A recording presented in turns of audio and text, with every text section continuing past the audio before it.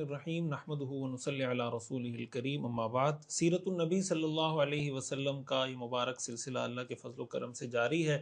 آج ہمارا سبق نمبر 58 ہے، کلاس نمبر 58 ہے۔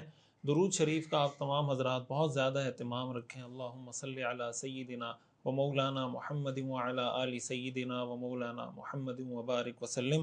اور جیسے میں یہ عرض کرتا ہوں کہ سیرت کے اس سبق کو بہت توجہ کے ساتھ، بہت ہی امپورٹنس دے کر، اس کی گھر میں ماحول بنا کر، دوستوں کو ساتھ بٹھا کر، اس کے نوٹس بنا کر بار بار سننے کی کوشش کریں۔ اس کو ایک روٹین کی ویڈیو کے طور پر جس سن کر اور آگے سکرول نہ کر دیں، بلکہ اس کو سمجھیں کہ یہ کتنا اہم ہے اور اس سے ہماری زندگی میں کیا انقلاب اور کیا بہتری آ رہی ہے اور آتی رہے گی انشاءاللہ، اور پورا معاشرہ انشاءاللہ اس کے ذریعے اللہ تعالیٰ تبدیل فرما دیں گے۔ سبيل الدموع سبيل مريح۔ تو آج جو ہمارا سبق ہے وہ بیعت عقبہ ثانیہ۔ بیعت عقبہ ثانیہ کا اگر میں اردو میں ترجمہ کروں تو اس کا مطلب ہوگا کہ پہاڑ کی گھاٹی میں ہونے والی دوسری بیعت۔ عقبہ عربی میں گھاٹی کو کہتے ہیں، بیعت کو کہتے ہیں، اور ثانیہ دوسرے کو کہتے ہیں۔ تو بیعت عقبہ ثانیہ کا مطلب گھاٹی میں ہونے والی دوسری بیعت۔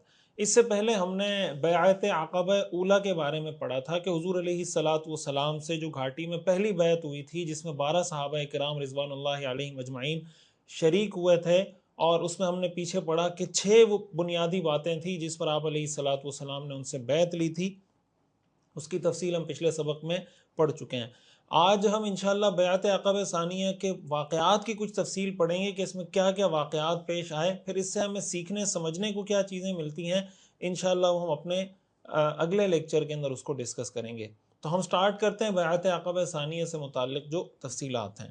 یہ بات ہم پہلے پڑھ چکے ہیں کہ حضرت مصعب بن عمیر رضی اللہ تعالی عنہ کو حضور علیہ الصلاۃ والسلام نے یثرب کی طرف بھیجا تھا، قرآن سکھانے کے لیے، نماز پڑھانے کے لیے، لوگوں کو دین سکھانے کے لیے اور دین کے مسائل سکھانے کے لیے۔ سبيل الدموع سبيل مريح۔ بعثت کے، نبوت کے 13ویں سال حج کے موسم سے پہلے حضرت مصعب بن عمیر رضی اللہ تعالیٰ عنہ مکہ مکرمہ تشریف لائے، حضور علیہ الصلاۃ والسلام سے ملاقات کی اور حضور کے سامنے پورے حالات کا ایک رپورٹ پیش کی کہ میں نے وہاں پہ یہ جو عرصہ گزارا، آپ جانتے ہیں کہ بیعت عقبہ اولیٰ بھی اس کے بعد ہوئی تھی، تو حضور علیہ الصلاۃ والسلام کے سامنے ساری رپورٹ پیش کر دی کہ یثرب کے اندر اسلام کے یہ حالات ہیں، مسلمانوں کے یہ حالات ہیں، اور اب ایک ایک گھر کے اندر اسلام کا پیغام پہنچنے لگا ہے اور لوگ مسلمان ہونے لگے ہیں۔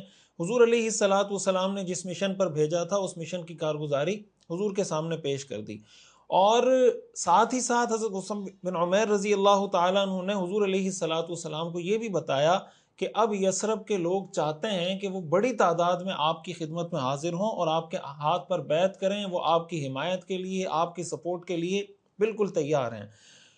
تو اب اس سال جب حج پہ لوگوں نے آنا تھا تو مستدرک حاکم کی روایت سے معلوم ہوتا ہے کہ یثرب سے تقریباً 500 افراد کا قافلہ وہاں سے چلا حج کے لیے، اور ان میں 70 سے زائد ایسے لوگ تھے جنہوں نے یہ عزم کیا ہوا تھا، یہ ارادہ کیا ہوا تھا کہ ہم وہاں پر پہنچ کر حج بھی کریں گے اور حضور علیہ الصلاۃ والسلام سے ملاقات کر کے حضور علیہ الصلاۃ والسلام کے ہاتھ پر بیعت بھی کریں گے۔ حضور علیہ الصلاۃ والسلام کو حضرت مصعب بن عمیر نے یہ رپورٹ دی، یہ حضرات وہاں سے تشریف لائے اور حضور علیہ الصلاۃ والسلام اور ان کے درمیان خفیہ طریقے سے، بڑے سیکریسی کے ساتھ اور بڑا کانفیڈینشل طریقے سے آپس میں رابطے ہوئے، اور یہ طے ہوا کہ 12 ذی الحجہ کو، یوم النفر الاول، 12 ذی الحجہ کو آپ جانتے ہیں کہ حج کے جو ضروری واجبات اور اعمال ہوتے ہیں وہ مکمل ہو جاتے ہیں، تو یہ طے کیا کہ 12 ذی الحجہ کو ہم منی کی گھاٹی میں ملاقات کریں گے۔ بیعت عقبہ اولیٰ کی تفصیل میں ہم یہ آپ کو بتا چکے ہیں کہ جہاں پہ مسجد بیعہ آج بنی ہوئی ہے، یہ وہ مقام ہے جہاں پر یہ بیعت ہوئی تھی۔ اس کی ویڈیوز ہم نے پہلے بھی لگائی تھیں، کچھ اس کی جھلکیاں میں کوشش کروں گا اس ویڈیو میں بھی لگا دیں تاکہ آپ کو اندازہ ہو سکے کہ حج کے موقع پر منی میں جہاں خیمے لگتے ہیں وہیں یہ مسجد بیعہ ہے، اور وہیں پر حضور علیہ الصلاۃ والسلام سے ان حضرات کی ملاقات ہوئی تھی۔ حضرت کعب بن مالک رضی اللہ تعالیٰ عنہ فرماتے ہیں، یہ انہی صحابہ میں سے جو یثرب سے آئے تھے، تو فرماتے ہیں کہ ہم حج کے لیے روانہ ہوئے اور ہم نے رسول اللہ صلی اللہ علیہ وسلم سے پہاڑ کی گھاٹی میں ملنے کا وعدہ کیا، اور ملاقات کے لیے یوم النفر الاول، ایام تشریق کا جو درمیانہ دن ہے، درمیانہ دن 12 ذی الحجہ بنتا ہے، اس کی رات طے ہوئی کہ ہم رات کے وقت حضور علیہ الصلاۃ والسلام سے ملاقات کریں گے. یہ طے ہوا کہ ملاقات رات کے وقت ہوگی. یہ بھی طے ہوا کہ اس ملاقات کی ہم کانوں کان کسی کو خبر نہیں ہونے دیں گے تاکہ پورا معاملہ کانفیڈینشیل رہے, کسی کو اس کا علم نہ ہو, اور جو ہم چاہتے ہیں وہ کام ہم کر لیں. سبيل الدموع سبيل مريح. اسی دوران ایک واقعہ ہمیں, اور ان کا جو سفر ہے وہاں سے روانہ ہوئے تو سفر میں کچھ واقعات پیش آئے. ایک واقعہ جو سیرت کی کتابوں میں ہمیں ملتا ہے, برا ابن معرور صحابی ہیں رضی اللہ تعالی عنہ, جب وہاں سے نکلے یثرب سے مدینہ منورہ سے حج کے لیے, یہ سردار تھے, لیڈر تھے, بڑے لوگوں میں شمار ہوتے تھے.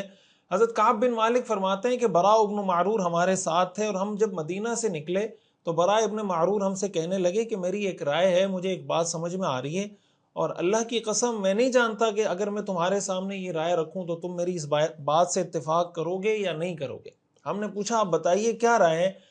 تو کہنے لگے کہ میرا یہ ارادہ بن رہا ہے اور میرے دل میں یہ بات آ رہی ہے کہ میں کعبے کی طرف رخ کر کے نماز پڑھوں, اور میں اسی پر رہوں گا, میں اس اپنی بات سے پیچھے بھی نہیں ہٹوں گا. تو باقی حضرات نے کہا کہ ہمیں تو یہ معلوم ہوا ہے کہ ہمارے نبی صلی اللہ علیہ وسلم شام کی طرف یعنی بیت المقدس کی طرف رخ کر کے نماز پڑھتے ہیں, اور ہم ان کی مخالفت نہیں کرنا چاہتے. انہوں نے کہا کچھ بھی ہو میں تو کعبے کی طرف ہی رخ کر کے نماز پڑھوں گا. اب آپ کو تھوڑا سا اس کی لوکیشن سمجھانے کے لیے بتاؤں کہ دیکھیں مکہ مکرمہ یہاں پر ہے, مدینہ منورہ یہاں پر ہے, اور بیت المقدس یہاں پر ہے. یعنی ان تینوں کو اگر آپ جغرافیائی لحاظ سے دیکھیں گے تو سب سے اوپر بیت المقدس ہے, پھر اس کے نیچے مدینہ ہے, پھر اس کے نیچے مکہ ہے. اور اس سائڈ سے دیکھیں گے تو مکہ یہاں پر ہے, مدینہ یہاں پر ہے, اور بیت المقدس یہاں پر ہے.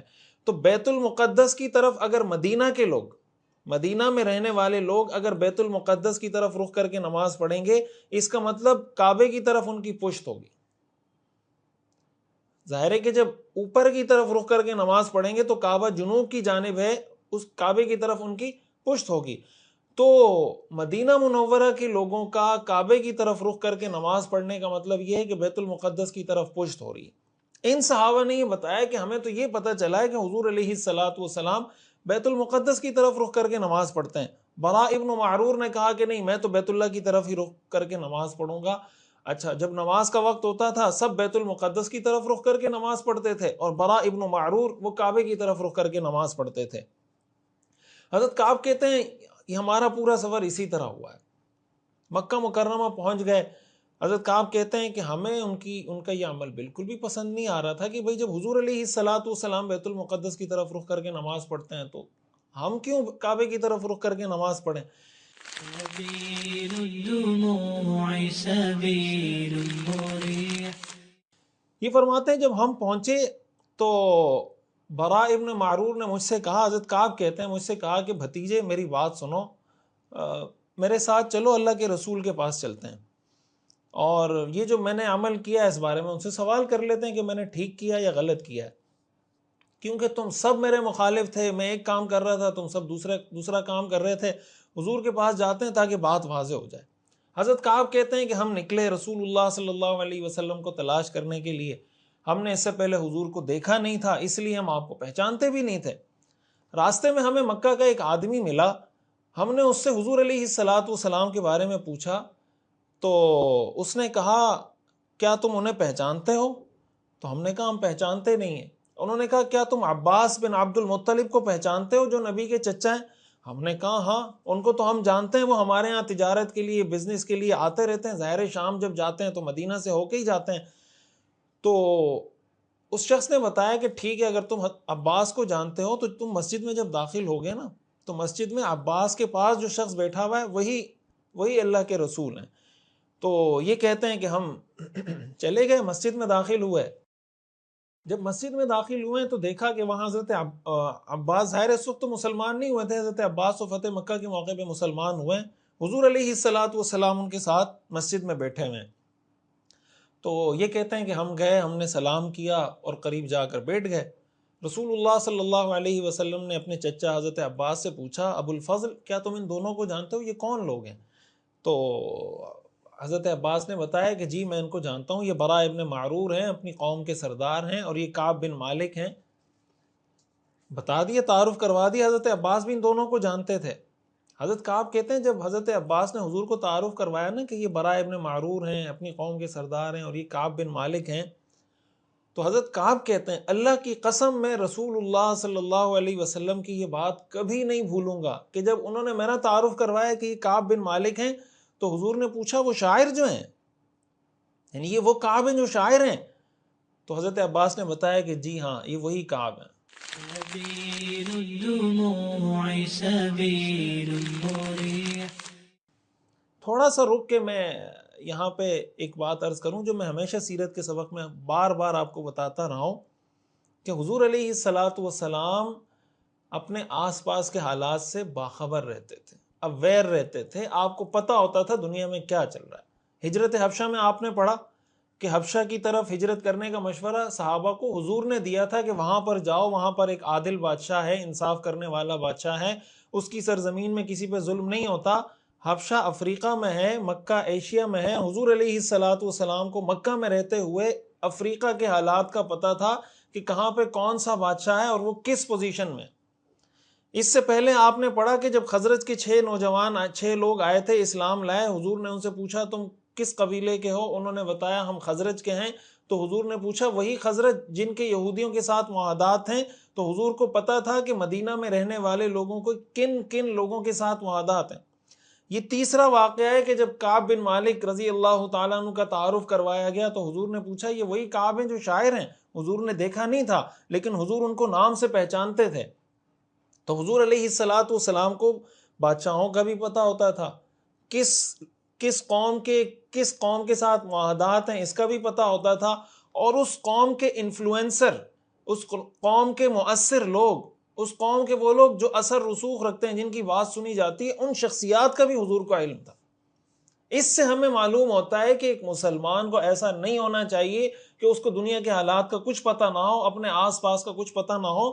اگر آپ کوئی بڑا مشن، کوئی بڑا پروجیکٹ لے کے چل رہے ہیں تو آپ کو دنیا کا ڈیٹا آپ کے پاس ہونا چاہیے، آپ کو معلومات ہونی چاہیے کہ کہاں پہ کیا چل رہا ہے اور کہاں پہ میں کیا کام کر سکتا ہوں، تاکہ اگر میں اپنا پیغام پہنچانا چاہوں تو کیسے پہنچا سکتا ہوں۔ دنیا کے حالات سے بے خبر ہو کر اپنے ہی ارد گرد کے ماحول میں انسان بالکل بند ہو جائے اور کچھ اس کو دنیا کے حالات کا پتہ نہ ہو، یہ سیرت کا درس نہیں ہے۔ بہرحال حضرت کعب فرماتے ہیں جب ہم حضور علیہ الصلاۃ والسلام کے پاس پہنچے تو یہ جب تعارف ہو گیا، انٹروڈکشن ہو گیا، برا ابن معرور نے کہا یا نبی اللہ، اے اللہ کے نبی، میں سفر میں نکلا تھا اور اللہ تعالیٰ نے مجھے ہدایت عطا فرمائی، میں مسلمان ہوا، تو مجھے یہ لگا کہ مجھے کعبے کی طرف رخ کر کے نماز پڑھنی چاہیے، کعبے کی طرف پیٹ کر کے نماز نہیں پڑھنی چاہیے، تو میں نے یہی کیا۔ لیکن میرے ساتھی سارے میرے مخالف ہو گئے، یہ سب دوسری طرف رخ کر کے شام کی طرف، بیت المقدس کی طرف رخ کر کے نماز پڑھتے تھے، تو میں ڈاؤٹ میں ہوں، آپ میرا یہ ڈاؤٹ کلیئر کریں، مجھے کیا کرنا چاہیے تھا، میں صحیح ہوں یا غلط ہوں؟ تو حضور علیہ الصلاۃ والسلام نے فرمایا قد كنت على قبلة لو صبرت عليها، اور اس کو بعض لوگوں نے یوں بھی پڑھا ہے قد كنت على قبلة لو صبرت عليها، کہ بھائی تم، یہ سارے لوگ جس قبلے کی طرف رخ کر کے نماز پڑھ رہے تھے وہی قبلہ تھا، اگر تم اسی پہ صبر کرتے تو زیادہ اچھا ہوتا۔ اور ایک ترجمہ اگر کنتو پڑھیں گے اس کا مطلب یہ ہوگا کہ میں آلریڈی ایک قبلے کی طرف رخ کر کے نماز پڑھ رہا ہوں، اگر تم اسی پہ صبر کرتے تو اچھا ہوتا۔ دونوں صورتوں میں اس کا مفہوم یہی ہے کہ حضور علیہ الصلاۃ والسلام نے برا ابن معرور سے یہی کہا کہ بھائی تمہیں بیت المقدس کی طرف رخ کر کے نماز پڑھنی چاہیے تھی، کعبے کی طرف رخ کر کے نماز نہیں پڑھنی چاہیے تھی۔ لیکن حضور علیہ الصلاۃ والسلام نے ان سے یہ نہیں فرمایا کہ آپ اپنی نمازیں دہرا لیں، اتنا ان کو بتایا کہ تمہیں بیت المقدس کی طرف رخ کر کے نماز پڑھنی چاہیے تھی، بس یہی ان کی بات ہوئی۔ اب ظاہر ہے کہ یہ بیعت عقبہ اولیٰ سے پہلے کی، ثانیہ جب یہ بیعت ہوئی ہے اس سے پہلے انہوں نے یہ ملاقات کی تھی اپنی یہ کنفیوژن جسٹ کلیئر کرنے کے لیے۔ وہ ملاقات جس میں بیعت ہوئی وہ اس کے بعد ہوئی ہے اور وہ 12 ذی الحجہ کو ہوئی ہے، تو یہ جو ملاقات ہے یہ بظاہر حج سے پہلے ہوئی ہے۔ تو بہرحال یہ ملاقات کر کے نکل گئے اور وہی جو آپ سے وعدہ تھا کہ 12 ذی الحجہ کو ملیں گے، پھر انہوں نے کہا کہ انشاءاللہ ملیں گے۔ حضرت کعب رضی اللہ تعالیٰ عنہ فرماتے ہیں کہ یہ سن کر جب حضور علیہ الصلاۃ والسلام سے انہوں نے بات سن لی تو پھر حضرت برا ابن معرور نے اپنا رخ پھیر دیا اور انہوں نے بھی ہمارے ساتھ بیت المقدس کی طرف رخ کر کے نماز پڑھنا شروع کر دی۔ اب یہ یہاں پہ ایک سوال اٹھتا ہے کہ کیا حضور علیہ الصلاۃ والسلام مکہ میں بھی بیت المقدس کی طرف رخ کر کے نماز پڑھتے تھے، یا مدینہ منورہ ہجرت کرنے کے بعد آپ نے بیت المقدس کی طرف رخ کر کے نماز پڑھی اور پھر قبلہ تبدیل ہوا اور پھر آپ نے کعبے کی طرف رخ کر کے نماز پڑھی؟ تو اس میں ہمیں دونوں طرح کی آراء ملتی ہیں۔ کچھ حضرات کہتے ہیں کہ رسول اللہ صلی اللہ علیہ وسلم مکہ میں بیت اللہ کی طرف رخ کر کے نماز پڑھتے تھے، کچھ کہتے ہیں نہیں آپ بیت المقدس کی طرف نماز پڑھتے تھے۔ اور حضرت عبداللہ ابن عباس رضی اللہ تعالیٰ عنہ کی ایک روایت ہے جس سے اس کی وضاحت ہو جاتی ہے کہ حضور علیہ الصلاۃ والسلام مکہ مکرمہ میں نماز پڑھتے وقت آپ کی ڈائریکشن اور آپ کا رخ کیا ہوتا تھا۔ حضرت عبداللہ ابن عباس رضی اللہ تعالیٰ عنہ فرماتے ہیں کہ مکہ میں جب حضور علیہ الصلاۃ والسلام نماز پڑھتے تھے تو آپ بیت المقدس کی طرف رخ کر کے نماز پڑھتے تھے، لیکن آپ کا طریقہ یہ ہوتا تھا کہ بیت اللہ درمیان میں ہوتا تھا۔ میں آپ کو ایک گراف بنا کے یا نقشہ بنا کے بھی یہ بات سمجھا دوں گا کہ میں پہلے یہ بات بتا چکا کہ دیکھیں مکہ یہاں پر ہے، مدینہ یہاں پر ہے اور بیت المقدس یہاں پر ہے۔ حضور علیہ الصلاۃ والسلام جب بیت اللہ کی طرف رخ کر کے نماز پڑھتے تھے شام بیت المقدس کی طرف، تو اب اس کی ایک صورت یہ بھی ہو سکتی تھی کہ آپ خانہ کعبہ میں یہاں سے آ کے نماز پڑھیں، ایک صورت یہ ہو سکتی تھی کہ آپ خانہ کعبہ کی اس سائڈ سے آ کے نماز پڑھیں، ایک صورت یہ ہو سکتی تھی کہ آپ خانہ کعبہ کی اس سائڈ سے نماز پڑھیں، اس طرح پڑھیں کہ بیت المقدس کی طرف آپ کی پشت ہو جائے، اور چوتھی صورت یہ تھی کہ حضور علیہ الصلاۃ والسلام خانہ کعبہ کی طرف رخ کریں، لیکن رخ ایسے کریں کہ ایک ہی وقت میں آپ بیت اللہ بھی آپ کی ڈائریکشن میں ہو اور بیت المقدس بھی آپ کی ڈائریکشن میں ہو، یعنی آپ یہاں کھڑے ہیں، خانہ کعبہ یہاں پر ہے اور بیت المقدس یہاں پر ہے، تو آپ کا رخ ایک ہی وقت میں خانہ کعبہ کی طرف بھی ہے اور بیت المقدس کی طرف بھی ہے۔ تو حضرت عبداللہ ابن عباس رضی اللہ تعالیٰ عنہ فرماتے ہیں کہ حضور علیہ الصلاۃ والسلام مکہ میں بیت المقدس کی طرف رخ کر کے نماز پڑھتے تھے، لیکن آپ کا طریقہ کار یہ ہوتا تھا کہ بیت اللہ یا خانہ کعبہ وہ درمیان میں آ رہا ہوتا تھا، یوں حضور علیہ الصلاۃ والسلام کا قبلہ کا رخ دونوں قبلوں کی طرف ہوتا تھا۔ جب مدینہ منورہ آپ نے ہجرت کی تو 16-17 مہینے ظاہر قبلہ بیت المقدس تھا، تو حضور علیہ الصلاۃ والسلام 16-17 مہینے بیت المقدس کی طرف رخ کر کے نماز پڑھتے رہے۔ پھر جب قبلت اور ظاہر مدینہ منورہ پہنچنے کے بعد پھر ایسا ممکن نہیں تھا کہ ایک ہی رخ میں آپ کھڑے ہوں اور دونوں کی طرف آپ کا رخ ہو رہا ہو، اس لیے کہ مدینہ منورہ پہنچنے کے بعد اگر آپ بیت المقدس کی طرف رخ کرتے ہیں تو کعبے کی طرف پشت ہوگی، کعبے کی طرف رخ کرتے ہیں تو بیت المقدس کی طرف پشت ہوگی۔ پھر 16-17 مہینے بعد قبلہ تبدیل ہوا اور قرآن کریم میں آیا وَمِنْ حَيْثُ خَرَجْتَ فَوَلِّ وَجْهَكَ شَطْرَ الْمَسْجِدِ الْحَرَامِ وَحَيْثُ مَا كُنْتُمْ فَوَلُّوا وُجُوهَكُمْ شَطْرَهُ، جب یہ آیات نازل ہو گئی اور قرآن کریم میں اللہ تعالیٰ نے حضور علیہ الصلاۃ والسلام کو حکم دے دیا، پھر حضور علیہ الصلاۃ والسلام نے قبلہ تبدیل کیا۔ اس پر انشاءاللہ ہم ہجرت مدینہ کے بعد تفصیلی بات کریں گے، جہاں مسجد القبلتین کا ذکر کریں گے، جہاں قبلہ تبدیل ہوا، کیسے ہوا، اس سے پہلے آپ کس رخ کی طرف رخ کر کے نماز پڑھتے تھے، تفصیلی بات انشاءاللہ اس پہ ہم وہاں کریں گے۔ لیکن بہرحال چونکہ یہاں براء ابن معرور رضی اللہ تعالیٰ عنہ کا یہ تذکرہ آیا تو میں نے کہا تھوڑا سا میں آپ کے سامنے اس کی وضاحت کر دوں، مزید تفصیل انشاءاللہ ہم ہجرت کے بعد اس کی پڑھیں گے۔ اسی بیعت عقبہ ثانیہ کی جب ہم بات کرتے ہیں تو بیعت سے پہلے ایک اور واقعہ بھی حضرت کعب بن مالک رضی اللہ تعالیٰ عنہ بتاتے ہیں، فرماتے ہیں کہ جب ہماری حضور علیہ الصلاۃ والسلام سے ملاقات ہو گئی میری اور براء ابن معرور کی، اور پھر ہم نکل گئے کہ حج کرتے ہیں، اور حج کرنے کے بعد انشاءاللہ جب حج سے فارغ ہوں گے تو 12 ذی الحجہ کو حضور علیہ الصلاۃ والسلام کے پاس آئیں گے، ملاقات کریں گے۔ تو وہ فرماتے ہیں کہ جب ہم حج سے فارغ ہو گئے اور وہ رات آ گئی جس کا ہم نے حضور علیہ الصلاۃ والسلام سے وعدہ کیا تھا، جس پر ہم ایگریڈ تھے کہ ہم اس رات میں ملاقات کریں گے، تو حضرت کعب فرماتے ہیں کہ ہم نے اس معاملے کو مشرکین سے اپنی قوم کے، میں نے بتایا نا کہ 500 لوگ آئے تھے یثرب سے، سارے بیعت نہیں کرنا چاہ رہے تھے، تو ان میں سے 70 سے زائد کچھ لوگ تھے جو بیعت کرنا چاہ رہے تھے، تو جو بیعت کرنا چاہ رہے تھے انہوں نے باقی مشرکین سے اپنے سارے معاملات بڑے خفیہ رکھے ہوئے تھے، سیکرٹ رکھے ہوئے تھے تاکہ ان کو پتہ نہ چلے۔ سبيل الدموع سبيل مريح۔ حضرت کعب کہتے ہیں انہی میں سے ہمارے ایک سردار ہیں، ہمارے بڑے لیڈرز میں سے تھے ابو جابر عبداللہ ابن عمر ابن حرام، ابو جابر عبداللہ ابن عمر ابن حرام، یہ بھی ہمارے سرداروں میں سے ہیں۔ تو یہ کہتے ہیں جب وہ دن قریب آیا، ہم جانے کا سوچ رہے تھے، پلان کر رہے تھے، تو میں نے ان سے کہا یا ابا جابر انک سید من ساداتنا وشریف من اشرافنا وَإِنَّا نَرْغَبُ بِكَ عَمَّا أَنْتَ فِيهِ أَن تَكُونَ حَطَبًا لِلنَّارِ غَدًا۔ میں نے کہا اے ابو جابر، آپ ہمارے سردار ہیں، آپ ہمارے بڑے لوگوں میں سے ایک اہم، ایک معزز شخصیت ہیں، ہم آپ کو ایسے دین پر نہیں دیکھنا چاہتے کہ کل آپ جہنم کا ایندھن بنیں، اس لیے ہم اللہ کے رسول کے پاس جا رہے ہیں، تو ہم چاہتے ہیں آپ اتنے بڑے آدمی ہیں تو آپ کو ہم سے آگے ہونا چاہیے اس کام میں۔ ہم نے ان کو اسلام کی دعوت دی، اسلام کی تعلیمات بتائیں، اور یہ بھی بتایا کہ ہم نے فلاں دن فلاں رات میں اور فلاں وقت حضور سے لیا ہے، اور اس وقت جا کے ہم حضور سے ملاقات کریں گے، تو آپ بھی ہمارے ساتھ چلیں۔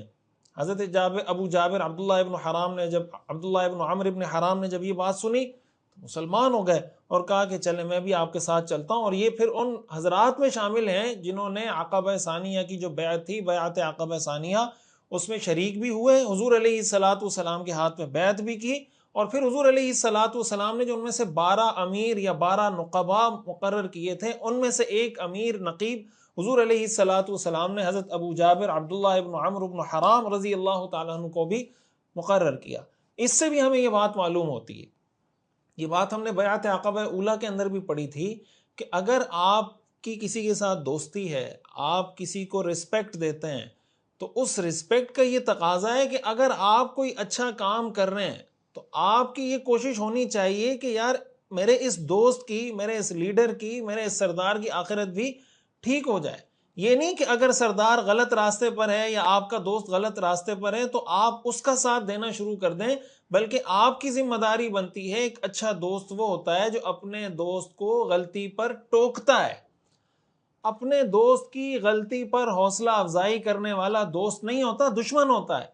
آپ غلط کام کر رہے ہیں اور آپ کا دوست آپ کو کہہ رہا ہے ویل ڈن، آپ شراب پی رہے ہیں، آپ کا دوست کہہ رہا ہے زبردست، آپ چرس پی رہے ہیں، دوست کہہ رہا ہے زبردست، فلمیں ڈرامے دیکھ رہے ہیں، آپ کا دوست کہہ رہا ہے زبردست، کل وہ فلم دیکھیں گے، پرسوں یہ کام کریں گے، جناب کوئی دوست ہے وہ لڑکیوں کے ساتھ ناجائز تعلقات، girl friend boy friend culture میں چل رہا ہے، دوسرا دوست کہہ رہا ہے یار بڑا زبردست، تم نے بہت اچھا کام کیا، یہ دوست نہیں ہے، یہ دشمن ہے۔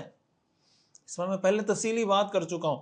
تو آپ اگر اچھے کام پہ، میں اکثر بار بار یہ کہتا ہوں، آپ سیرت کا سبق سن رہے ہیں نا، آپ کو پتہ ہے اس کا فائدہ ہے یا نہیں، اس سے زندگیاں تبدیل ہوتی ہیں یا نہیں ہوتی۔ رسول اللہ صلی اللہ علیہ وسلم کی سیرت میں اتنی پاور ہے کہ ہماری پوری زندگی کے اندر ایک انقلاب، ایک ریولوشن آ جائے، اور ایک پازیٹیو حکمت کے ساتھ، طریقے کے ساتھ ہم نے جو دین کا محدود تصور سمجھ رکھا ہے، ہمیں پتہ چلے گا دین ہے کیا۔ جب آپ کو پتہ چل رہا ہے کہ یار ہم اب تک دین کا جو تصور ذہن میں رکھے ہوئے تھے یہ دین نہیں ہے، دین کا تصور اس سے بہت زیادہ وسیع ہے، تو آپ بھی اپنے دوستوں کو بتائیے نا، آپ کے جو دوست فلمیں دیکھتے ہیں ان کو کہیں آئے بیٹھیں ساتھ، انشاءاللہ ہم بیٹھ کے سیرت کی کلاس سنیں گے۔ آپ کے گھر والے ٹک ٹاک ادھر ادھر فضول ٹائم ضائع کرتے ہیں، بتا دیں یار ہفتے میں ایک کلاس ہم انشاءاللہ سیرت کی سنیں گے، اس کا ماحول بنائیں گے تو ماحول بنے گا۔ بہرحال تو حضرت ابو جابر بھی رضی اللہ تعالیٰ عنہ بھی ان کے اندر شامل ہو گئے جنہوں نے حضور علیہ الصلوۃ والسلام کے ہاتھ پر اس موقع پر بیعت کی تھی۔ اب یہاں ہم آگے بڑھتے ہیں، ایک سوال ہوتا ہے کہ انصاری صحابہ حضور علیہ الصلوۃ والسلام کے ہاتھ پہ بیعت کیوں کرنا چاہتے تھے؟ اس کے پیچھے آخر موٹیو کیا تھا؟ کیا چیز تھی جو ان کو ایک طرح سے موٹیویٹ کر رہی تھی یا مجبور کر رہی تھی کہ یار حضور علیہ الصلوۃ والسلام کے ہاتھ میں ہمیں بیعت کرنی چاہیے؟ اس کا پتہ ہمیں حضرت جابر بن عبداللہ رضی اللہ تعالیٰ عنہ کی ایک روایت سے چلتا ہے، اور یہ روایت دلائل النبوہ کے اندر، اسی طرح سنن الکبریٰ کے اندر علامہ بیہقی نے ذکر کی ہے، اسی طرح علامہ ذہبی نے اپنی سیرت کی کتاب میں بھی یہ پورا واقعہ نقل کیا ہے کہ ہم کیوں بیعت کرنا چاہتے تھے۔ حضرت جابر بن عبداللہ رضی اللہ تعالیٰ عنہ فرماتے ہیں کہ رسول اللہ صلی اللہ علیہ وسلم 10 سال تک لوگوں کو دین کی دعوت دیتے رہے، گھر گھر جا کر، بازاروں میں جا کر، کبھی مجنہ کے بازار میں جا رہے ہیں، کبھی عکاظ جا رہے ہیں، کبھی حج کے موقع پر منی کے خیموں میں، ایک ایک خیمے میں جا کر لوگوں کو دین کی دعوت دے رہے ہیں کہ میں اللہ کا رسول ہوں، مجھے اللہ کا رسول تسلیم کرو، ایمان لے آؤ۔ حضرت جابر فرماتے ہیں کہ ہمیں پتا تھا کہ حضور علیہ الصلوۃ والسلام گھر گھر جا کر، خیمے خیمے میں جا کر لوگوں کو دین کی دعوت دے رہے ہیں، تو ہم آپس میں ڈسکس کرنے لگے کہ حضور علیہ الصلوۃ والسلام ایک ایک جگہ جا کر فرماتے ہیں من یؤوینی، کون مجھے پناہ دینے کے لیے تیار ہے، من ینصرنی، کون میری مدد کے لیے تیار ہے، حتی ابلغ رسالات ربی ولہ الجنہ، تاکہ میں اپنے رب کے پیغامات اللہ کے بندوں تک پہنچا سکوں، اور میں اس شخص کو جو مجھے پناہ دے، جو میری مدد کرے، میں جنت کی گارنٹی دوں۔ حضرت جابر فرماتے ہیں کوئی آپ کو جواب دینے کے لیے تیار نہیں تھا، کوئی آپ کی اس ڈیمانڈ پر، آپ کی اس ریکویسٹ پر پازیٹیو رسپانس دینے کے لیے تیار نہیں تھا، بلکہ الٹا یہ ہوتا تھا کہ اگر مضر سے، یمن سے، وہاں سے بھی اگر کوئی شخص مکہ آتا تو مکہ والے اس کے پاس آ کر اس کو پہلے سے اس کو برین واش کرتے اور اس کو کہتے تھے احذر فتح قریش لا یفتننک، قریش کے اس نوجوان سے، اس بندے سے بچ کے رہنا ہے، تمہیں کہیں فتنے میں مبتلا نہ کر دے۔ تو حضرت جابر فرماتے ہیں یہ کنڈیشن تھی کہ آپ ایک خیمے میں جا کے کہہ رہے ہیں میں یؤوینی من ینصرنی حتی ابلغ رسالات ربی، اور قریش کی یہ حالت تھی کہ یمن سے بھی کوئی شخص آ رہا ہے تو اس کو بھی پہلے سے جا کے سمجھا دیتے تھے کہ اس بندے سے نہیں ملنا۔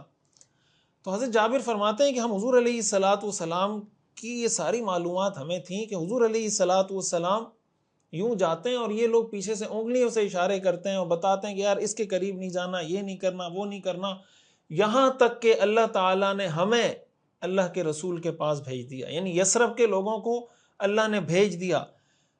تو ہمارا پیٹرن یا ہمارا فارمیٹ یہ تھا کہ ہم میں سے جب کوئی شخص ایمان لاتا تو وہ یا حضور علیہ الصلوۃ والسلام کے پاس آتا تو وہ ایمان بھی لے آتا، آپ علیہ الصلوۃ والسلام سے قرآن بھی پڑھتا، اور پھر واپس جا کر اپنے گھر والوں کو بھی اسلام کی دعوت دیتا، اس کے گھر والے بھی مسلمان ہو جاتے، یہاں تک کہ یثرب میں کوئی ایسا گھر نہیں رہا جس میں اسلام لانے والے کچھ لوگ موجود نہ ہوں۔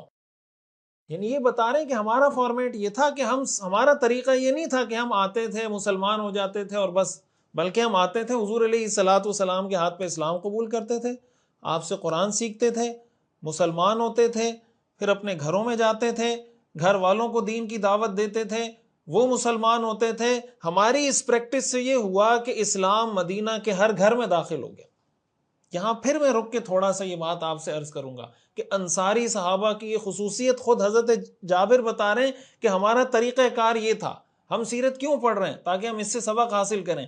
آج ہم یہ عزم کریں کہ میرا طریقہ بھی یہ ہونا چاہیے کہ میں اگر کوئی چیز سیکھ رہا ہوں اپنے گھر والوں کو بتاؤں، میں سیرت سیکھ رہا ہوں اپنے گھر والوں کو بتاؤں، میں سیرت سیکھ رہا ہوں اپنے دوستوں کو بتاؤں، ماحول بنائیں ہم سب مل کر تاکہ اللہ کے رسول سے ہم ایسے جڑیں جیسے انصاری صحابہ جڑے تھے۔ انصاری صحابہ کیسے جڑے تھے کہ خود جب مسلمان ہوتے تھے تو گھر والوں کو بھی اسلام کی دعوت دیتے تھے۔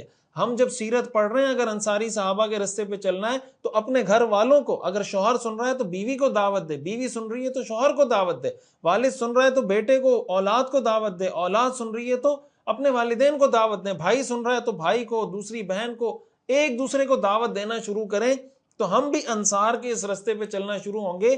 سبيل الدموع سبيل مريح۔ اور انصار کا یہ وہ طرز عمل تھا مدینہ کے صحابہ کا کہ جس کی وجہ سے مدینہ منورہ میں دین اتنی تیزی سے پھیلا ہے کہ 10 سال کے اندر پوری دنیا کے اندر کایا پلٹ کر رکھ دی رسول اللہ صلی اللہ علیہ وسلم نے۔ وجہ یہ تھی کہ اللہ تعالیٰ نے حضور کو ایسے جانثار انصار عطا کیے تھے، ایسے جاں فدا کرنے والے، حضور کے لیے فکر مند ہونے والے صحابہ عطا کیے تھے کہ وہ حضور علیہ الصلوۃ والسلام کے مشن سے ایسے جڑے کہ پھر وہ اس کو حضور کا مشن نہیں سمجھتے تھے، اپنا مشن سمجھتے تھے۔ حضرت جابر فرماتے ہیں آپ ذرا ان کی مینٹیلٹی کا اندازہ لگائیں کہ انصار حضور علیہ الصلوۃ والسلام کے لیے، انصار کے دلوں میں کیسی محبت تھی۔ وہ کہتے ہیں ہم آپس میں یہ کہتے تھے متا نظر رسول اللہ صلی اللہ علیہ وسلم یطوف فی جبال مکہ ویخاف، ہم کب تک اللہ کے رسول کو اس طرح بے یار و مددگار چھوڑے رکھیں گے کہ وہ مکہ کے پہاڑوں میں گھوم گھوم کے لوگوں کو دعوت دیتے رہیں گے اور لوگ حضور کی باتوں کو ریجیکٹ کرتے رہیں گے؟ آخر کب تک ہم حضور کو اس طرح بے یار و مددگار چھوڑیں گے؟ متا نظر رسول اللہ یطوف فی جبال مکہ۔ جب ہم آپس میں یہ چیزیں ڈسکس کی تو پھر ہم میں سے 70 آدمی چھپ کر آپ علیہ الصلوۃ والسلام کے پاس روانہ ہوئے اور حج کے دنوں میں خدمت میں حاضر ہوئے اور بیعت کے لیے ہم نے گھاٹی میں ملنے کا وعدہ کیا، اور پھر ہم نے جا کر بیعت کی۔ بیعت کن الفاظ میں کی تھی، کیا اس کی شقیں تھیں، کیا اس کی دفعات تھیں، اس پر انشاءاللہ ہم آگے بات کرتے ہیں۔ اب آتے ہیں اس بات کی طرف کہ جب یہ سارے معاملات تو وہ ہیں جو بیعت سے پہلے پیش آئے، صحابہ کرام کی آپس میں جو بات چیت ہوتی رہی، وہ ساری تفصیل ہم نے دیکھی۔ سبيل الدموع سبيل مريح۔ اب آتے ہیں کہ وہ مرحلہ آ گیا وہ وقت آ گیا جو آپس میں ایگریڈ اپون تھا کہ ہم اس وقت میں ملاقات کریں گے، بات کریں گے. تو حضرت کعب بن مالک رضی اللہ تعالیٰ عنہ کی روایت میں پہلے آپ کو بتاتا ہوں، پھر حضرت جابر کی روایت کی طرف بھی آتا ہوں. حضرت کعب بن مالک رضی اللہ تعالیٰ عنہ فرماتے ہیں کہ جس رات ہم نے حضور علیہ السلام سے ملاقات کرنی تھی، جو ایگریڈ اپون ایک ٹائم تھا، اس رات ہم نے حکمت عملی یہ اختیار کی کہ ہم سارے اپنی قوم کے لوگوں کے ساتھ خیموں میں سو گئے. جیسے سونے کا وقت ہوا، سارے سو رہے تھے، ہم بھی سو گئے. جب رات کا 1/3 حصہ 1/3 حصہ رات کا گزر گیا تو ہم نے پہلے سے ہی آپس میں طے کیا ہوا تھا کہ 1/3 حصہ جب گزر جائے گا، مطلب جو سونے والے وہ سب سو چکے ہوں گے، ہم آہستہ سے اٹھیں گے اور چپکے سے نکلیں گے. وہ کہتے ہیں ہم ایسے اپنے خیموں سے نکلے جیسے قطع پرندہ آہستہ سے اپنے گھونسلے سے نکلتے ہیں، یعنی چپکے سے ایک ایک دو دو کر کے ہم وہاں سے نکلے تاکہ کسی کو پتہ نہ ہو. اور وہاں سے ہم نکلے اور جو گھاٹی تھی جس کے بارے میں ہم نے آپس میں طے کیا تھا، وہاں پہ ہم پہنچ گئے. حضرت کعب فرماتے ہیں ہم 73 مرد اور 2 عورتیں تھیں. خواتین میں جو 2 خواتین اس بیعت میں شامل تھیں، ایک کا نام ہے نصیبہ بنت کعب جن کو ام عمارہ کہا جاتا ہے، یہ بنو نجار سے تھیں. اور دوسری خاتون ہیں صحابیہ جن کا نام ہے اسما بنت عمر، یہ بنو سلمہ سے تھیں، ان کو ام منیع کہا جاتا ہے. تو حضرت نصیبہ اور حضرت اسما بنت عمر، حضرت نصیبہ کو ام عمارہ کہا جاتا ہے اور حضرت اسما بنت عمر کو ام منیع کہا جاتا ہے. ان کو نصیبہ بھی کہا جاتا ہے، نصیبہ بھی کہا جاتا ہے. تو یہ 2 خواتین تھیں اور 73 مرد تھے جو حضور علیہ السلام سے بیعت کرنے کے خواہش مند تھے. حضرت کعب فرماتے ہیں کہ ہم اس طرح چپ چپ کے نکلے اور حضور علیہ السلام سے جس جگہ کا طے کیا تھا وہاں پہنچ کر حضور کا انتظار کرنے لگے. سبيل الدموع سبيل مريح. حضور علیہ السلام تشریف لائے تو ہم نے دیکھا کہ آپ کے چچا حضرت عباس بھی حضور کے ساتھ تھے. یہ اگین میں بتاؤں کہ حضرت عباس اسلام لائے فتح مکہ کے موقع پر بہت بعد میں، یہ مسلمان نہیں تھے لیکن حضور علیہ السلام کے چچا تھے تو حضور کو سپورٹ کرتے تھے. اس پر میں شروع میں سیرت کے شروع کے اسباق میں یہ بات کر چکا ہوں کہ خاندان کی انسان کی زندگی میں کیا اہمیت ہوتی ہے. اب دیکھیں حضرت عباس باقاعدہ مسلمان نہیں ہوئے اس وقت، لیکن سپورٹ فلی حضور کو کر رہے ہیں، ہر طرح سے حضور کو سپورٹ کر رہے ہیں کہ بھائی کچھ بھی ہو ہمارا بھتیجا ہے، ہماری قوم کا فرد ہے، اس کو کوئی نقصان نہیں پہنچا سکتا.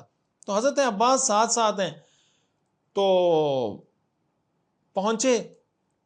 حضرت عباس کیوں ساتھ آئے تھے؟ حضرت عباس اسی لیے ساتھ آئے تھے کہ ذرا ان لوگوں سے ملیں کہ یہ کون لوگ ہیں جو حضور سے ملنا چاہتے ہیں، کیا بات کرنا چاہتے ہیں، اور اگر یہ ان کو ساتھ لے کر جانا چاہتے ہیں تو ان سے کوئی شیورٹی حاصل کروں کہ بھائی تم حفاظت بھی کر سکتے ہو ان کی یا نہیں کر سکتے.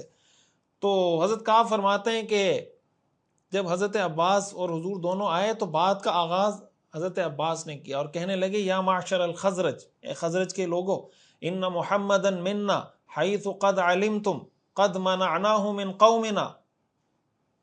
تم جانتے ہو کہ محمد کی ہماری قوم میں کیا حیثیت ہے، وہ ہمارے خاندان کے ہیں اور اب تک ہم نے ان کو اپنی قوم کے شر سے محفوظ رکھا ہے. حالانکہ وہ قوم ہمارے دین پر ہے لیکن ان کو کوئی نقصان نہیں پہنچا سکتی، اس لیے فَهُوَ فِي عِزٍّ مِّن قَوْمِهِ وَمَنَعَةٍ فِي بَلَدِهِ، اس لیے وہ اپنی قوم میں بڑے معزز ہیں. ٹھیک ہے ان سے لوگ اختلاف کرتے ہیں، ان کے مذہب کو ایکسیپٹ نہیں کرتے، لیکن ان کی بہرحال ایک عزت ہے اور محفوظ ہیں، ان کو کوئی نقصان نہیں پہنچا سکتا. وَإِنَّهُ قَدْ أَبَى إِلَّا الْانْحِيَازَ إِلَيْكُمْ وَاللُّحُوقَ بِكُمْ. اب انہوں نے یہ پکا فیصلہ کر لیا ہے کہ انہوں نے مکہ چھوڑ کر تمہارے پاس آنا ہے اور تمہارے ساتھ شامل ہونا ہے. اب تم مجھے ایک بات بتاؤ، اچھی طرح میری بات سنو. فَإِن كُنتُمْ تَرَوْنَ أَنَّكُمْ وَافُونَ لَهُ بِمَا دَعَوْتُمُوهُ إِلَيْهِ وَمَانِعُوهُ مِمَّنْ خَالَفَهُ فَأَنْتُمْ وَمَا تَحَمَّلْتُمْ. اگر تم سمجھتے ہو کہ تم اپنے اس وعدے کو پورا کرو گے جو وعدہ تم ان سے کر رہے ہو، نمبر 1. دوسرا، ان کی حفاظت کی ذمہ داری اٹھا سکتے ہو کہ تم ذمہ دار ہوگے ان کی سیکیورٹی کے، ان کے دفاع کے، ان کی حفاظت کے. اگر یہ بات تمہیں لگتا ہے کہ تم کر سکتے ہو فَأَنْتُمْ وَمَا تَحَمَّلْتُمْ، تم جانو، تمہارا کام جانے، ٹھیک ہے، مجھے اس پہ کوئی اعتراض نہیں ہے. وَإِن كُنتُمْ تَرَوْنَ أَنَّكُمْ مُسْلِمُوهُ وَخَاذِلُوهُ بَعْدَ الْخُرُوجِ إِلَيْكُمْ فَمِنَ الْآنِ فَدَعُوهُ. اور اگر تم یہ سمجھتے ہو کہ بعد میں تم ان کو وہاں لے جاؤ گے، پھر ان کو بے یار و مددگار چھوڑ دو گے، دشمنوں کے حوالے کر دو گے، تو ابھی پیچھے ہٹ جاؤ. پھر تمہیں کوئی ضرورت نہیں ان کو ساتھ لے جانے کی، اس لیے کہ فَإِنَّهُ فِي عِزٍّ وَمَنْعَةٍ مِّن قَوْمِهِ وَبَلَدِهِ، اپنی قوم اور اپنے شہر میں بہرحال عزت کے ساتھ اور محفوظ ہیں۔ سبيل الدموع سبيل مريح۔ حضرت عباس نے یہ بات کی۔ اب آپ دیکھیں یہ حضرت عباس ہی جو ساری بات کر رہے ہیں، یہ کیا ہے؟ یہ وہ خاندان ہے، یہ وہ رشتہ ہے۔ آج ہمارے یہاں لوگ کہتے ہیں میں کسی چچا کو نہیں جانتا، میں کسی بھائی کو نہیں جانتا، میرا کوئی بھائی نہیں ہے۔ اور بھائی یہ رشتے اللہ نے بنائے ہیں۔ اور بعض لوگ جب مسلمان ہوتے ہیں یا دین کی طرف آتے ہیں تو اپنے خاندان سے رشتے توڑ دیتے ہیں۔ یہ بات اچھے طریقے سے یاد رکھیں کہ جو خونی رشتے ہیں وہ کافر ہونے کے باوجود بھی برقرار رہتے ہیں۔ کافر ہونے سے خونی رشتے ختم نہیں ہوتے۔ اگر کسی کا والد کافر ہے وہ پھر بھی اس کا والد ہے، اس پر پھر بھی اس کا احترام لازم ہے۔ اگر کسی کا بھائی کافر اور مشرک ہے وہ پھر بھی اس کا بھائی ہے۔ اگر بڑا بھائی ہے پھر بھی اس کا احترام اس پہ لازم ہے۔ کفر سے رشتے ختم نہیں ہوتے۔ اور یہ وہ غیرت تھی، یہ وہ آپس کی ان کی حمیت تھی، آپس کی رشتہ داری کا ایک تعلق تھا کہ مذہب پر نہیں ہے۔ حضرت عباس کسی دوسرے مذہب پر ہیں، حضور علیہ الصلوۃ والسلام اسلام کی دعوت دے رہے ہیں، لیکن سپورٹ پوری طرح اپنے بھتیجے کو کر رہے ہیں۔ آج بھی ہمیں یہ چیز سیکھنی چاہیے ان سے کہ اگر آپ کا کوئی بھتیجا، آپ کا کوئی بیٹا، آپ کا کوئی بھائی دین کا کام کر رہا ہے، اچھا کام کر رہا ہے، اور آپ وہ کام نہیں کر پا رہے، تو کم از کم اگر آپ اس کام کا حصہ نہیں بن سکتے، اس کو اس لحاظ سے تو آپ سپورٹ کریں گے نا کہ بھائی یہ میرا بھائی ہے، میرا بیٹا ہے، میرا بھتیجا ہے۔ اور دوسری طرف سے جو دیندار لوگ ہیں ان کو یہ سوچنا سمجھنا چاہیے کہ اگر میرا یہ بھائی لبرل ہو، سیکولر ہو، کافر ہو، مشرک ہو، میرا بھائی ہے، میرا والد ہے، میرا چچا ہے، رشتے اس سے ختم نہیں ہوتے۔ یہ ساری شیورٹی کون لے رہے ہیں؟ حضرت عباس لے رہے ہیں۔ سبيل الدموع سبيل مريح۔ تو جب حضرت عباس نے اپنی بات مکمل کر لی تو حضرت کعب کہتے ہیں ہم نے کہا کہ ہم نے آپ کی بات سن لی، پھر ہم حضور کی طرف متوجہ ہوئے، درخواست کی، فتکلم یا رسول اللہ، اب آپ فرمائیے، فخذ لنفسک ولربک ما احببت، آپ اپنے لیے اور اپنے رب کے لیے ہم سے جو شرائط منوانا چاہتے ہیں آپ بتائیے، کیا شرائط آپ رکھنا چاہتے ہیں ہمیں بتائیے۔ حضور علیہ الصلوۃ والسلام نے گفتگو کا آغاز فرمایا، قرآن مجید کی تلاوت کی، دین کی دعوت دی، اسلام کی اہمیت پر بات فرمائی۔ سبيل الدموع سبيل مريح۔ اور پھر فرمایا ابایعکم، میں تم سے اس بات کی بیعت لیتا ہوں، علی ان تمنعونی مما تمنعون منہ نساءکم و ابناءکم، کہ تم میری ایسی حفاظت کرو گے جیسی حفاظت تم اپنے بیوی بچوں کی کرتے ہو، مجھے ایسے دشمن سے محفوظ رکھو گے جیسے تم اپنے بیوی بچوں کو دشمن سے محفوظ رکھتے ہو۔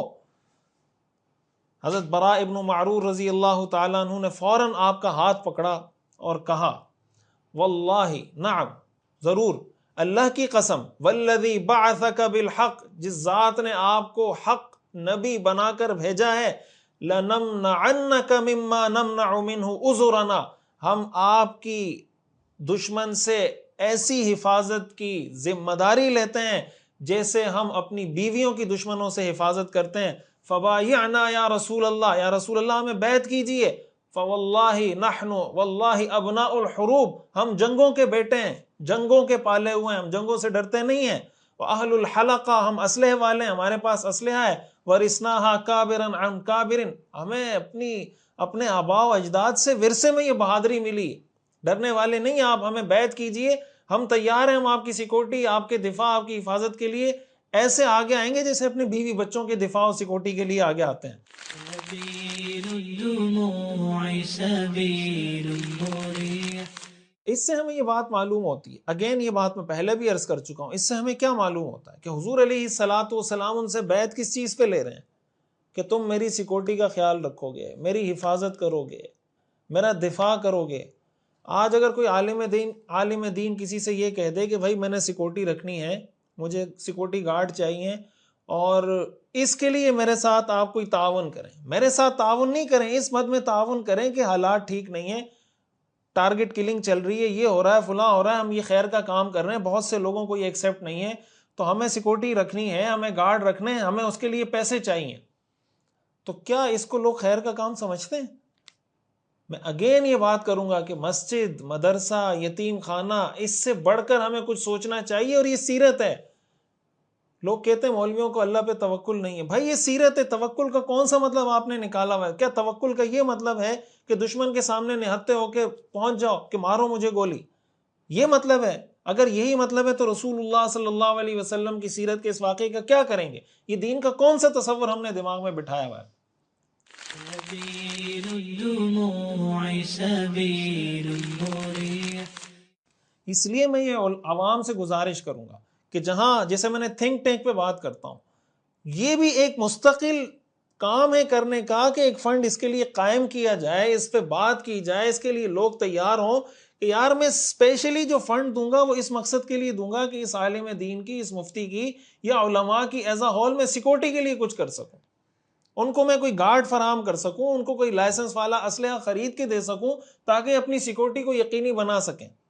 اب اگر آپ اس کی سیکورٹی کو یقینی بنا لیتے ہیں، جتنے اس کے خیر کے کام ہیں، جتنے بیانات وہ کر رہا ہے، جتنے سبق وہ پڑھا رہا ہے، جتنی خیر کے کاموں کی طرف وہ لوگوں کو متوجہ کر رہا ہے، پھر اس سے جو جو خیر پھیلے گی، یہ سارے کا سارا عمل آپ کے نام اعمال میں آئے گا اور صدقہ جاریہ بنتا چلا جائے گا۔ اس پر انشاءاللہ میں اگلے سبق میں کچھ تفصیل سے بات کروں گا۔ رسول اللہ صلی اللہ علیہ وسلم نے فرمایا کہ مجھے سیکورٹی چاہیے۔ انہوں نے کہا ہم آپ کی ایسی سیکورٹی، ایسی حفاظت کریں گے جیسے اپنے بیوی بچوں کی کرتے ہیں۔ اب بیعت کرنے کے لیے جب انہوں نے کہا کہ آپ بیعت کیجئے، حضرت براء ابن معرور نے بات کی، تو ایک اور صحابی ہیں حضرت ابو الہیثم ابن التیہان رضی اللہ تعالی عنہ، ان کا نام پہلے بھی آپ پڑھ چکے ہیں، اور آپ کمنٹ میں بتائیے گا کہ کیا یہ ان 6 صحابہ میں شامل تھے جو شروع میں مسلمان ہوئے تھے، یا بیعت عقبہ اولیٰ میں جو 12 صحابہ شریک تھے یہ ان میں سے ہیں؟ ذرا کمنٹ میں مجھے بتائیے گا، آپ پہلے پڑھ چکے ہیں۔ حضرت براء ابن معرور رضی اللہ تعالیٰ عنہ فرماتے ہیں کہ ابھی میں حضور علیہ السلام کے ساتھ کی بات کر رہا تھا کہ درمیان میں ہی ابو الہیثم ابن التیہان رضی اللہ تعالیٰ عنہ نے میری بات کاٹی اور کہنے لگے یا رسول اللہ ان بیننا و بین الرجال حبالا، ہمارے اور لوگوں کے درمیان معاہدات ہیں، یعنی ہمارے عرب کے لوگوں کے ساتھ بھی اچھے تعلقات ہیں، یہودیوں کے ساتھ مدینہ میں ہمارے معاہدات ہیں، وَإِنَّا قَاطِعُوهَا، اور ہم آپ کے ساتھ بیعت کر کے اس کا مطلب یہ کہ وہ سارے تعلقات ختم کر رہے ہیں، اس لیے کہ آپ کو اپنے پاس پناہ دینے کا مطلب اور آپ کی سیکورٹی اور حفاظت کا وعدہ کرنے کا مطلب یہ کہ ہم ان سب کے ساتھ جنگ کر رہے ہیں۔ کیا خوبصورت احساس ہے، کیا محبت ہے ان کی اللہ کے رسول صلی اللہ علیہ وسلم کے ساتھ، اور پھر حضور کا جواب بھی سنیے گا کہ حضور کی انصار کے ساتھ کیا محبت ہے۔ تو کہنے لگے فَهَلْ عَسَيْتَ، کہیں ایسا تو نہیں ہے، ان نحن فعلنا ذلك، کہ ہم یہ سب کر لیں، ثم اظہرک اللہ، پھر اللہ آپ کو غلبہ عطا کر دیں، ان ترجع الى قومک وتدعنا، تو آپ دوبارہ مکہ جا کر ہمیں اکیلا چھوڑ دیں گے مدینہ میں، کہیں ایسا تو نہیں کریں گے آپ؟ رسول اللہ صلی اللہ علیہ وسلم نے جب یہ سنا تو آپ علیہ السلام مسکرانے لگے اور فرمانے لگے بل الدم الدم الہدم الہدم انا منکم وانتم منی احارب من حاربتم اسالم من سالمتم، الدم الدم، تمہارا خون میرا خون ہے، میرا خون تمہارا خون ہے، الہدم الہدم، جس کو تم معاف کرو گے اس کو میں معاف کروں گا، جس کو میں معاف کروں گا اس کو تم معاف کرو گے، میری عزت تمہاری عزت ہے، تمہاری عزت میری عزت ہے، انا منکم وانتم منی، تم مجھ سے ہو میں تم سے ہوں، احارب من حاربتم، جس سے تم جنگ کرو گے اس سے میں جنگ کروں گا، اسالم من سالمتم، جس سے تم صلح کرو گے اس سے میں صلح کروں گا۔ حضور علیہ السلام نے اس انداز سے جواب دیا کہ بھائی پھر بے وفائی کا کوئی چانس نہیں ہے، اب جب بیعت ہو گئی تو ہو گئی، پھر یہ یاری یہ دوستی قیامت تک کے لیے ہے۔ سبيل الدموع سبيل مريح. اور حضور علیہ السلام کی وفاداری دیکھیے، حضور علیہ السلام نے یہ وعدہ کیسے نبھایا، آپ علیہ السلام نے جو کہا وہ کیسے کر کے دکھایا۔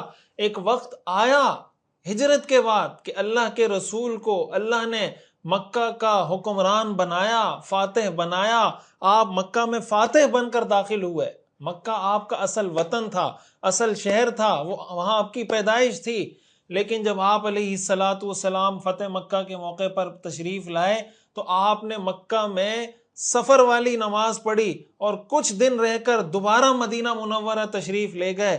آج بھی میرے آقا کا روزہ مدینہ میں ہے، مکہ میں نہیں ہے۔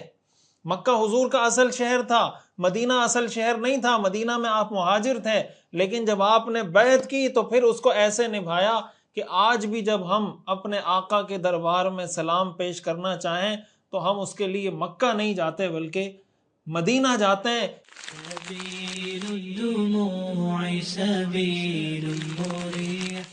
یہ وہ وعدہ تھا جو حضور علیہ الصلاۃ والسلام نے حضرت ابو الہیثم التیہان سے کیا تھا کہ الدم الدم الہدم الہدم احارب من حاربتم اسالم من سالمتم انا منکم وانتم منی۔ اس کو کہا جاتا ہے وعدہ، اس کو کہا جاتا ہے وفاداری، اس کو کہا جاتا ہے دوستی۔ اور پھر بڑے کو اپنا بڑا پن ایسے ظاہر کرنا چاہیے، یہ نہیں کہ جو مشکل میں آپ کے ساتھ کھڑا ہے جب آپ مشکل سے نکل جائیں اس کو بھلا دیں اور خود جناب مزے کرنے پہنچ جائیں، اور وہ جو مشکل میں آپ کے ساتھ کھڑا تھا اس کو آپ بھلا دیں۔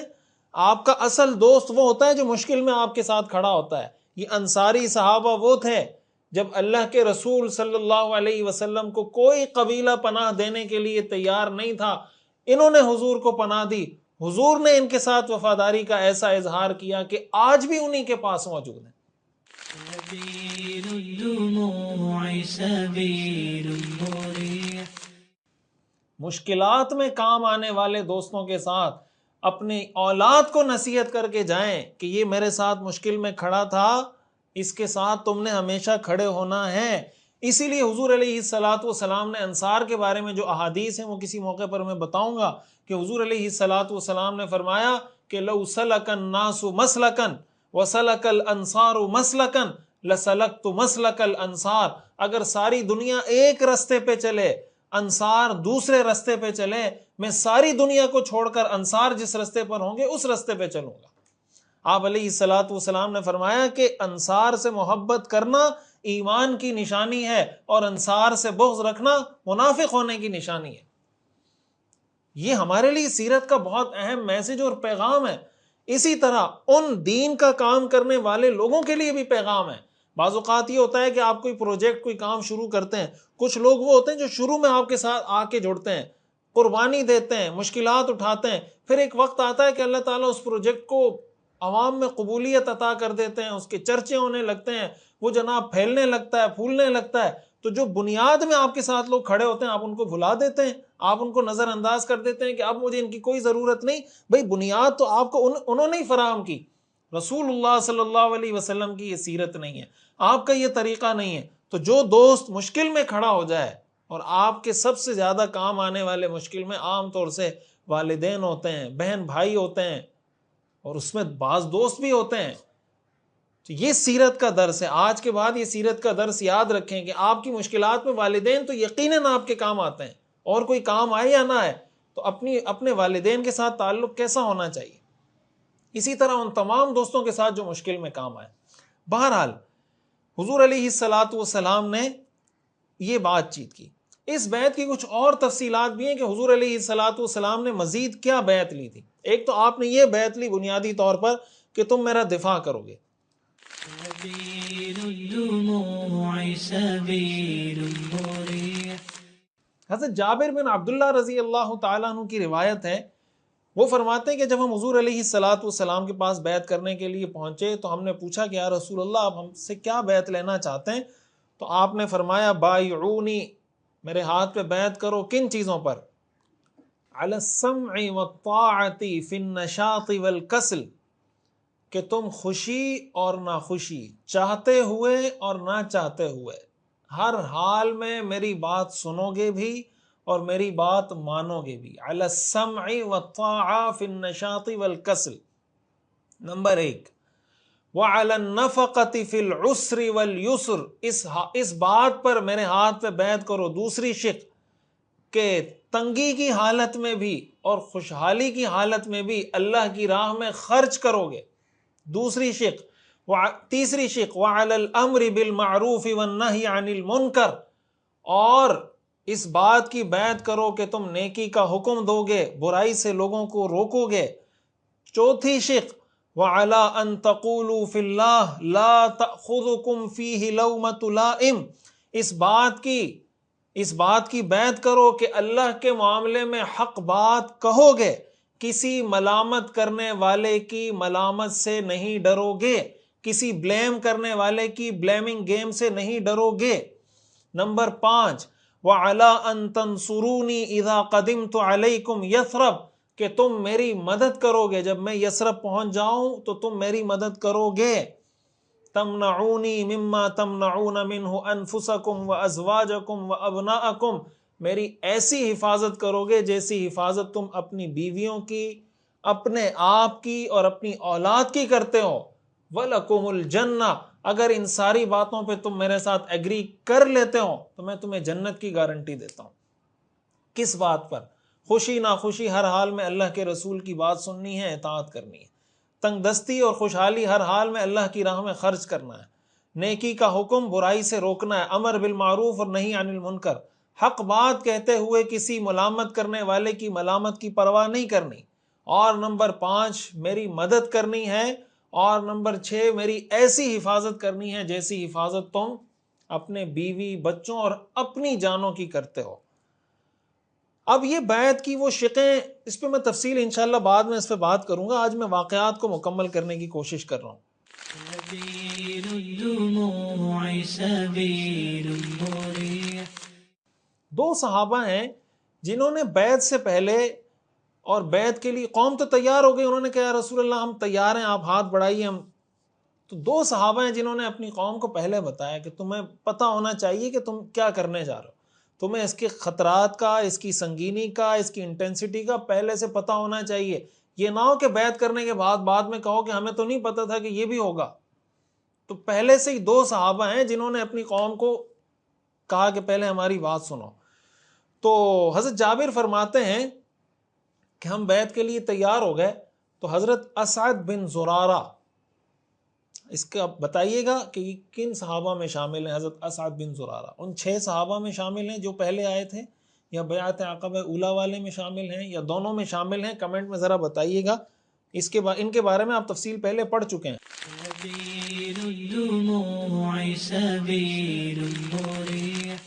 حضرت جابر فرماتے ہیں ہم میں سب سے کم عمر تھے، عمر میں سب سے کم تھے، تو بیعت جب شروع کرنے لگے تو انہوں نے کہا تھوڑی دیر ٹھہرو، یثرب کے لوگوں میری بات سنو، ہم جو اتنا دور دراز کا سفر کر کے آئے ہیں اسی لیے آئے ہیں، ہم جانتے ہیں کہ یہ اللہ کے رسول ہیں، اسی لیے ان سے ملنے کے لیے آئے ہیں، لیکن یہ بات سمجھ لو ان اخراجہ اليوم مفارقۃ العرب کافۃ وقتل خیارکم وان تعزکم السیوف، ان کو مکہ سے نکال کر مدینہ لے جانے کا مطلب یہ ہے کہ تم سارے عرب کے لوگوں سے کٹ جاؤ گے، تمہارے بہترین لوگوں کو قتل کیا جائے گا، اور تم پر تلواروں سے حملے کیے جائیں گے۔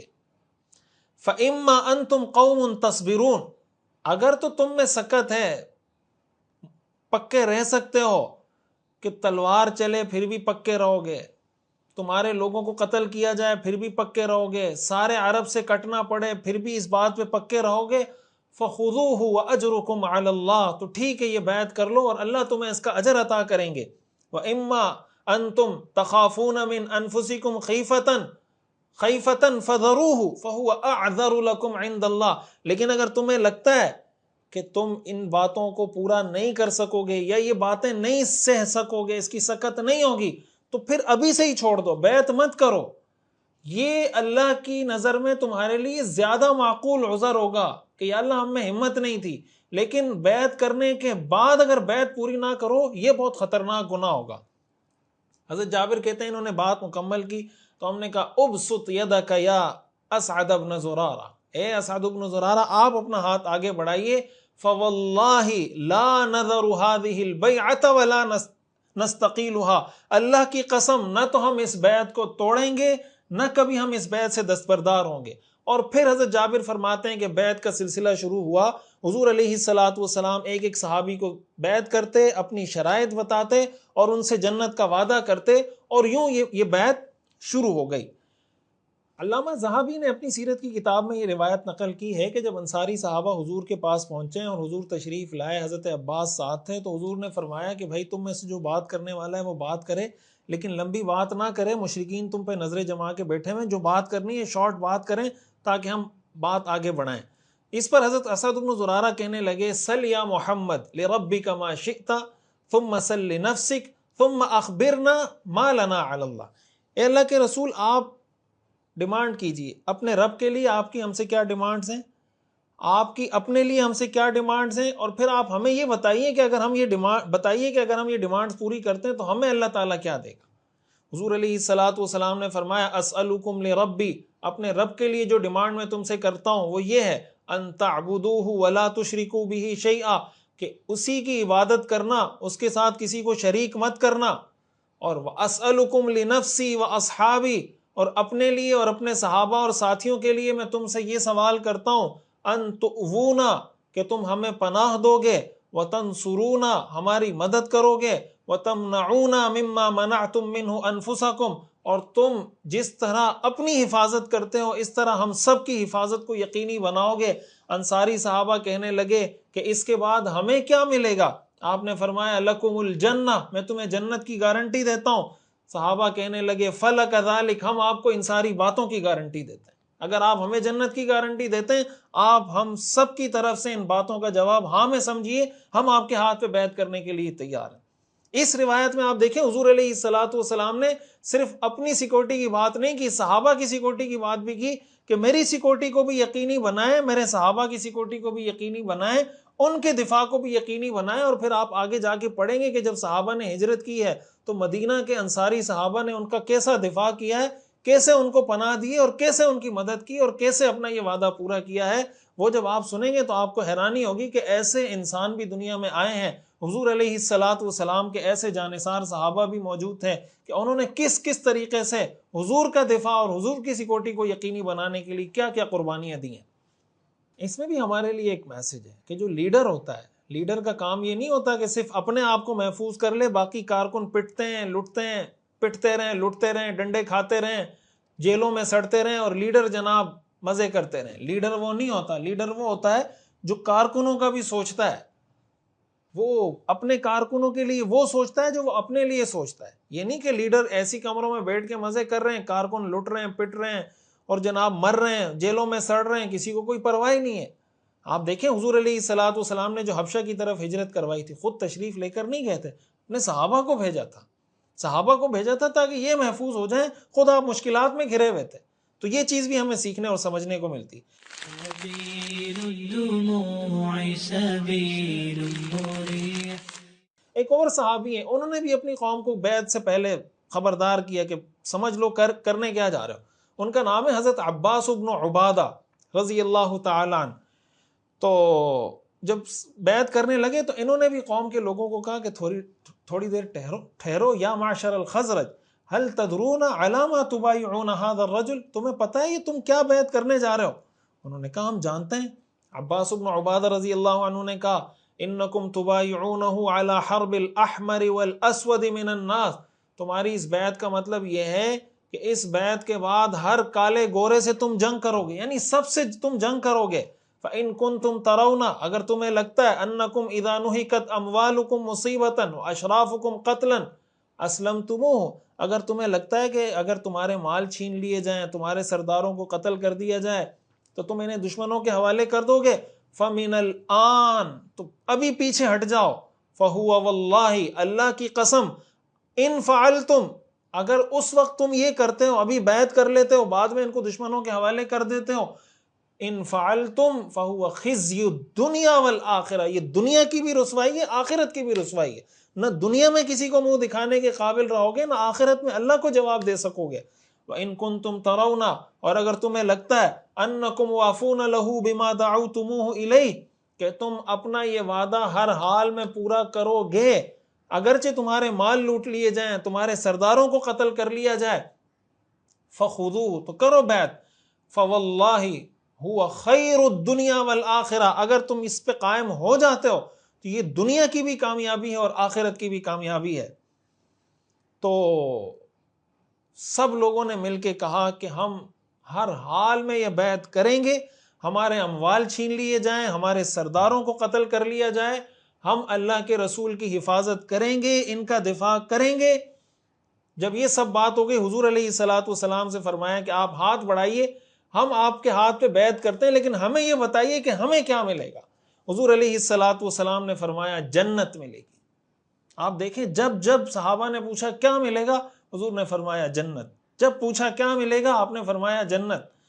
دین کے کاموں کے اندر جو سب سے بڑی موٹیویشن ہوتی ہے، سب سے بڑی موٹیویشن آخرت کی کامیابی ہے، جنت ہے۔ اس سے بڑی موٹیویشن کسی مسلمان کے لیے، آپ دیکھیں یہ کتنی بڑی بڑی قربانیاں دے رہے ہیں۔ کس کے لیے دے رہے ہیں؟ ان کو پیسہ مل رہا تھا، کوئی عزت شہرت مل رہی تھی، کوئی بہت بڑے بڑے مناصب مل رہے تھے، کوئی وہاں کوئی وزیر مشیر لگ رہے تھے، کچھ نہیں۔ کیا موٹیویشن تھی؟ لکم الجنہ، لکم الجنہ، لکم الجنہ، جنت ملے گی۔ ایک مسلمان کے لیے اس سے بڑی موٹیویشن کوئی نہیں ہونی چاہیے۔ اگر آپ کو پتہ چل جائے کہ یہ اس وقت کی ضرورت ہے، شریعت کا تقاضا ہے، دین کا تقاضا ہے۔ اب جیسے حضور علیہ الصلوۃ والسلام نے فرمایا میری سیکورٹی کو یقینی بناؤ، اب اگر آپ کسی عالم کی سیکورٹی کو اس وجہ سے یقینی بناتے ہیں، اس کی سیکورٹی، اس کا دفاع کرتے ہیں کہ یار اگر میں اس کی سیکورٹی کا خیال رکھوں گا تو یہ نیک کام کرے گا، تو اس نیک کام میں میرا بھی اجر ہوگا، نتیجہ یہ ہوگا کہ مجھے جنت ملے گی۔ یہی وہ موٹیویشن ہے جو صحابہ کو موٹیویشن حاصل ہوئی تھی حضور سے کہ بھائی تمہیں جنت ملے گی، یا کوئی میں تھنک ٹینک بناؤں گا، اس تھنک ٹینک بنانے سے یہ کام ہوں گے اور اس کے بدلے میں مجھے جنت ملے گی، تو سبحان اللہ میں اس کے لیے تیار ہوں۔ ایک مسلمان کے لیے اس سے بڑی موٹیویشن کوئی نہیں ہوتی۔